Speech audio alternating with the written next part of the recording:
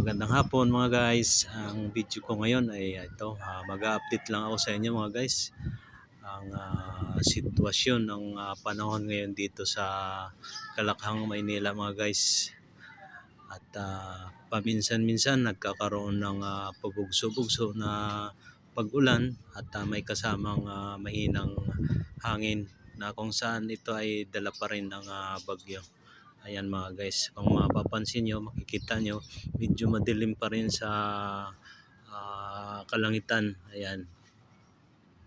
At wag po tayo pa kakampante at mamaya-maya lang o marahil bubugso na naman yung malakas na ulan. Kinakailangan po pag-alis tayo ng ating mga bahay ay magdala pa rin tayo ng payong nang sa ganoon hindi tayo mabasa.